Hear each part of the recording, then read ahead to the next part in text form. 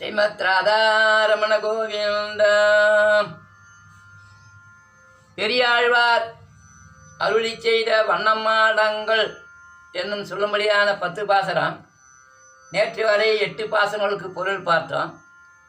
இன்று 9வது பாசனத்தினுடைய பொருள் பார்ப்போம். கிடக்கில் தொட்டில் கிழிய உதை தேடும் எடுத்து கொள்ளில் மருங்கு இருத்திடும் எடுத்து கொள்ளில் மருங்கு இருத்திடும் ஒடுக்கில் புல்கில் உதிரத்தே பாஞ்சிடும் ஒடுக்கில் புல்கில் உதிரத்தே பாஞ்சிடும் மிடுக்கில்லாமையால் நான் மெலிந்தேன் நங்காய் மிடுக்கில்லாமையால் நான் மெலிந்தேன் நங்காய். திருவாய்ப்பாடியில் நாளொரு மேனியும் பொழுதொரு வண்ணமாக கண்ணன் வளர்றான். குழந்தை கண்ணை பிஞ்சி கண்ணை குழந்தை அழுதபடியாக இருக்கிறான். யாரோ தூக்கி பார்க்குறாங்க, அடங்கலை. அப்போ கண்ணனை கொண்டு போய் தொட்டிலில் போட்டு தாளாட்டுறாங்க. அப்பயும் அழுதுக்கு நேர்க்கிறான். கிழக்கில் தொட்டில் கிழக்கில் படுக்க வைக்கிறது. கிழக்கில் தொட்டில் கிழிய உதைத்திடும்.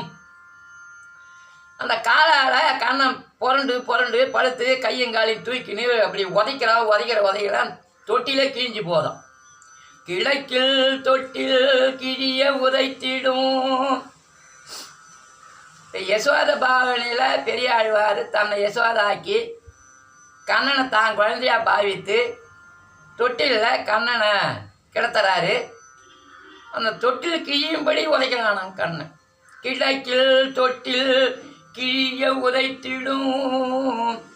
தொட்டிலில் போட்டாதான் கண்ணன் தொட்டிலில் உதைக்கிறான். தொட்டில் கிழிஞ்சு போகுது. சரி, நம்ம தூக்கி இடுப்பு மேலே வச்சுக்கணும். வச்சா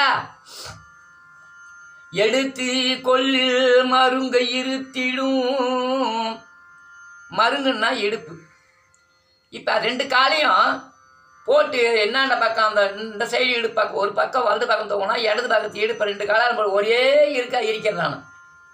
எடுத்து கொள்ளில் மருங்க இருத்திடும். ஒடுக்கில் புல்கில் இந்த மாதிரி தினந்தோறும் கண்ணனை தூக்கி என் இடுப்பெல்லாம் நசுக்கிட்டான், நான் மெலிஞ்சி போயிட்டேன்னு தெரிவிக்கிறாரு ஆழ்வார், பெரிய ஆழ்வார். ஒடுக்கில் புல்கில் உதிரத்தே